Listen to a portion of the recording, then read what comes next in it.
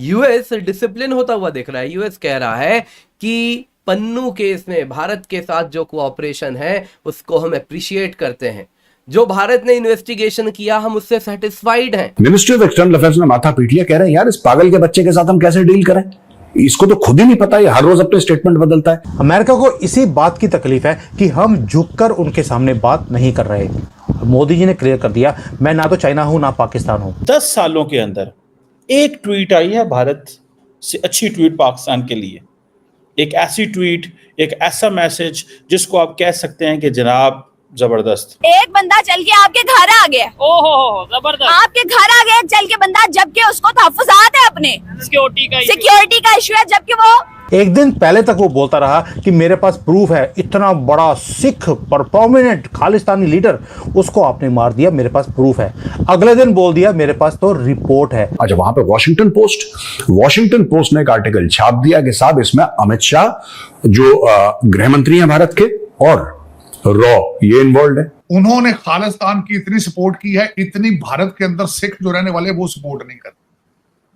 इस वक्त कहा जाए तो भारत के अंदर इतने सिख मौजूद नहीं जितने कनाडा के अंदर हैं। मैं समझता हूं डॉक्टर जयशंकर इंतहाई मुस्बत इमेज पाकिस्तान से लेके गए हैं और पाकिस्तान की जो हुकूमत है उन्होंने भी इंतहाई, जिसे कहते हैं ना, जो डिप्लोमेटिक कर्टसीज होती हैं, प्रोटोकॉल्स होते हैं, उसको बहुत अच्छे अंदाज से डील किया है। मैं कहती हूं बहुत जबरदस्त हुआ है कि उनके प्राइम मिनिस्टर नहीं आए। अच्छा, बहुत अच्छा हुआ है, उनके फॉरेन मिनिस्टर आए हैं।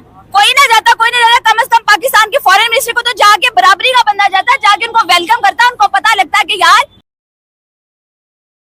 नमस्कार दोस्तों, कनाडा की हालत आज ऐसी है कि खुद कैनेडियंस अपने प्राइम मिनिस्टर जस्टिन ट्रूडो के खिलाफ मोर्चा निकाल रहे हैं।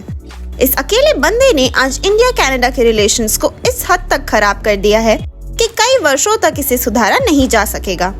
लेकिन एक पल को अगर हम कनाडा को साइड कर भी दे तो हमारा सबसे बड़ा दुश्मन अमेरिका अब वो भी लाइन में आ गया है, क्योंकि पन्नू के असैसिनेशन अटेम्प्ट को लेकर अमेरिका ने भी इंडिया पर कई संगीन आरोप लगाए थे। लेकिन आज यूएसए ने भी ये कह दिया है कि we are absolutely satisfied with India's cooperation in regards to Pannun assassination. हम सबको पता है कि अमेरिका से भारत की तरक्की देखी नहीं जा रही।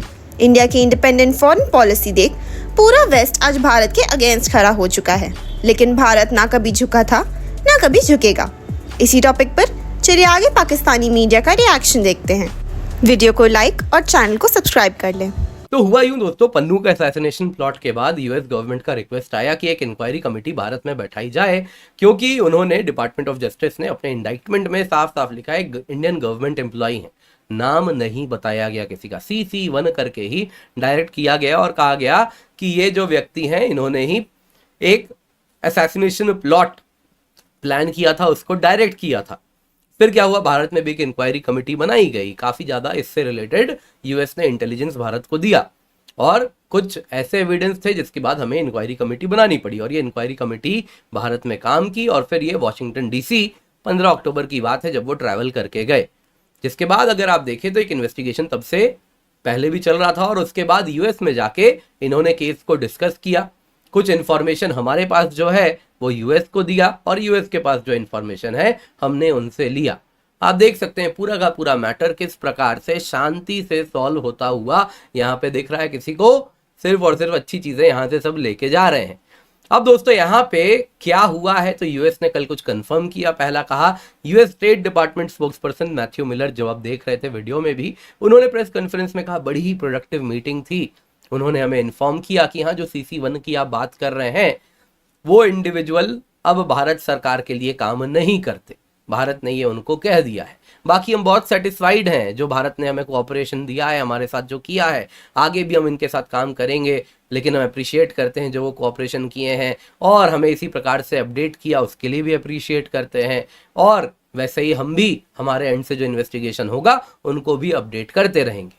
अब इंडिया में मिनिस्ट्री ऑफ एक्सटर्नल अफेयर्स ने अपना माथा पीट लिया।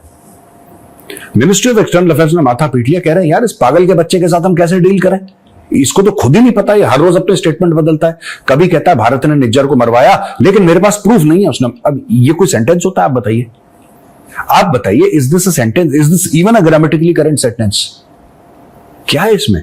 और ये ट्रूडो लगातार ही इज डबलिंग डाउन, कह रहा नहीं मरवाया है, नहीं मरवाया है, बिल्कुल। अच्छा, वहां पे वॉशिंगटन पोस्ट ने एक आर्टिकल छाप दिया कि साहब इसमें अमित शाह जो गृह मंत्री हैं भारत के और रॉ ये इन्वॉल्व है। रॉ जो है वो अमित शाह को रिपोर्ट करती नहीं है भाई, अमित शाह जी को रॉ थोड़ा ना रिपोर्ट करती है। Raw is not under the home ministry, raw is under the cabinet secretariat which is part of the prime minister's office. आप कह रहे हैं मतलब कि आप देखिए, मैं वही इनसे कहता हूं आप इल्जाम लगाओ, पूरा इल्जाम लगाओ, जी भर के इल्जाम लगाओ, लेकिन कुछ रिसर्च कर लो इल्जाम लगाने से पहले। इंडिया और पाकिस्तान जो है उन्होंने इंतहाई बुर्दबारी का मुजाहरा किया, इंतहाई फॉरवर्ड लुकिंग अप्रोच है। मैं समझता हूँ डॉक्टर जयशंकर इंतहाई मुस्बत इमेज पाकिस्तान से लेके गए हैं, और पाकिस्तान की जो हुकूमत है उन्होंने भी इंतहाई, जिसे कहते हैं ना, जो डिप्लोमेटिक कर्टसीज होती हैं, प्रोटोकॉल्स होते हैं, उसको बहुत अच्छे अंदाज से डील किया है। सो आज अगर इंडिया कश्मीर के हवाले से कह रहा है, जो बात कर रहा है वो क्योंकि पाकिस्तान और चाइना की बायलैटरल्स में हमने वो 30 पैरे की स्टेटमेंट मैंने खुद पढ़ी है सारी, आप जाके पढ़ें, चाइना पाकिस्तान की बायलैटरल जो हुई है, जिसमें चाइनीज प्रीमियर पाकिस्तान आए हुए थे, 30 पैराग्राफ की स्टेटमेंट है वो, मैं आज सुबह ही वो पढ़ रहा था। ठीक है, सो पॉइंट ये है कि हमें इस चीज में, इस वक्त पाकिस्तान के मीडिया में एक ही शोर है, एक ही शोर मचा हुआ है पाकिस्तान के मीडिया में, एक ही बात कर रहे हैं, ओ जी कश्मीर दा सौदा करता, ओ जी कश्मीर दा सौदा करता, ये विक गए सारे। ओ भाई विके वुके कोई नहीं, मुझे बात बताएं, 77 ईयर्स आपने कश्मीर पे लगा दिए हैं, अभी हम एक दूसरे को कह रहे हैं असि विक गए हैं। 77 ईयर्स पाकिस्तान ने लगा दिए हैं कश्मीर के ऊपर, 77 ईयर्स, 77 ईयर्स। अभी आप खुश नहीं है, अभी हम लोग खुश नहीं है जो हो रहा है, अभी हम खुश नहीं हैं। मुझे तो कोई समझ नहीं आ रही कि हम चाहते क्या हैं, हमारा मकसद क्या है, हमारा व्यू क्या है, हमारा प्रॉब्लम क्या है, मुझे तो अभी तक ये समझ नहीं आ रही। जिस सोशल मीडिया पे बस ये बताया जाता है कि इंडिया जो है हमारे साथ ताल्लुक इस्तेमाल करना ही नहीं चाहता, बेहतर ही नहीं करना चाहता। जितने लोग इधर खड़े हैं इन सबसे पूछ रहे हैं, इन सबके जहन में ये इंजेक्ट किया जाता है कि इंडिया जो है वो हमारा दुश्मन है और उस दोस्ती का हाथ बढ़ाना ही नहीं चाहता।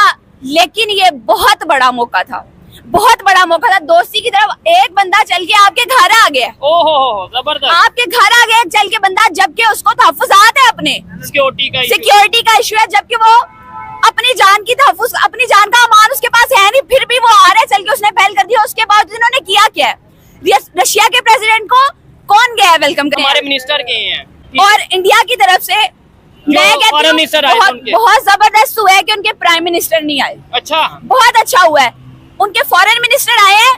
कोई ना जाता, कम से कम पाकिस्तान के फॉरेन मिनिस्टर को तो जाके बराबरी का बंदा जाता, जाके उनको वेलकम करता, उनको पता लगता कि यार ठीक है हम नहीं पहल कर रहे थे, चलो वो मान लेते हैं वो नहीं पहल कर रहे थे, फिर भी उनको पता चलता कि पाकिस्तानी जो, हाँ उधर से प्रोटोकॉल मिला है, रिस्पांस मिल रहा है हमें, वो लोग करना चाहते हैं, सुलह का हाथ बढ़ाना चाहते हैं। आप अगर इंडिया का कल्चर देखें ना, इंडिया का कल्चर उठा के देखें, हम 100 साल से ज्यादा इकट्ठे रहे हैं यहाँ पे, ठीक है, ठीक है।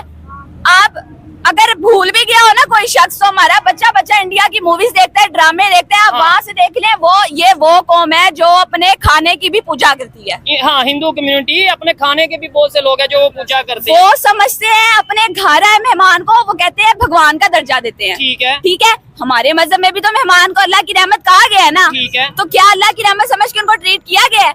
मैं नहीं मानती वो कौम जो रिस्क को भी खुदाई का दर्जा देती है और उसकी इतनी कदर की जाती है, अगर उनको खाने पे बिठा के दोस्ती का हाथ बढ़ाया जाता, या मामलात के लिए एक छोटी सी काविश की जाती, मैं नहीं मानती कि वो कोई स्टेप ना लेते, मैं नहीं मानती कि वो कोई कदम ना बढ़ाते। इन्होंने जो बात की है